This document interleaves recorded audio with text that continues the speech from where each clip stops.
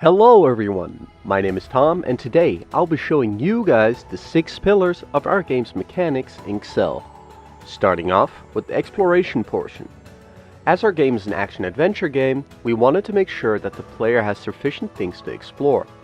We wanted to incentivize the player to do so with rewards and collectibles that are spread around the world of Excel. This is one of our main pillars as it enables the player to encounter most other pillars in the game. Another main pillar that we have are the puzzles.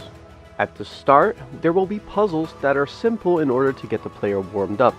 As the game progresses, you will need to combine multiple tools in order to solve certain puzzles, therefore increasing the complexity. We wanted to challenge the player more as the game progresses. We do, however, want to avoid giving the player puzzles that they've seen 100 times already.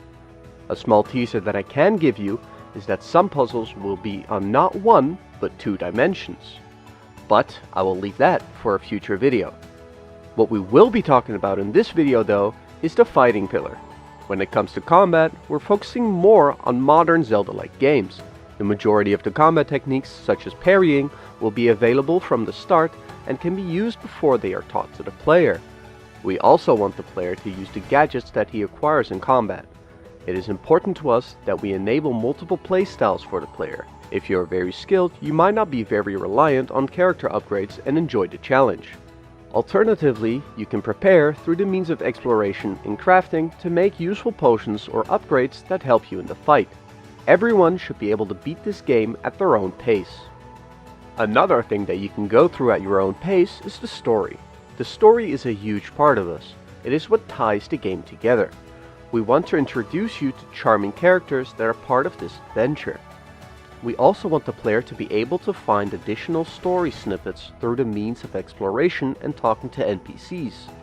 If you decide to talk to a lot of NPCs and look around carefully, you might be able to puzzle together the events that might occur. We truly want to show you a story that is endearing and not predictable. However, we won't force you to sit through the story if you're not interested, as you can skip it and as an added bonus, you'll make Maurice cry. We also consider the dungeons to be a pillar within our game.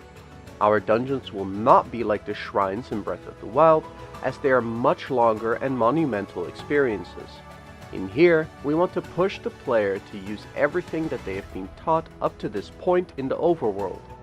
We looked at how previous Zelda-like games have done their dungeons and tried to apply their best applicable features to ours, meaning we will also have a Gauntless dungeon, a locked door dungeon, and other Zelda staples.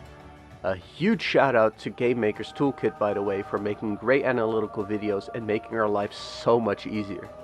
Lastly, we have the crafting pillar. Here you can craft recipes for potions and upgrade your weapons. This is not, however, a major aspect that we wanted to focus on. It mostly serves as a way to aid people who need that little extra to defeat the next boss. The goal is to have all these pillars complement one another and to provide you all with an enjoyable experience while playing Excel. But that's all we have time for this week. I hope you guys enjoyed the video, and if you're interested in our game, make sure to follow our socials. We will be posting weekly updates from now on. Let us know what you think in the comments, and I hope to see you guys next week. Bye bye!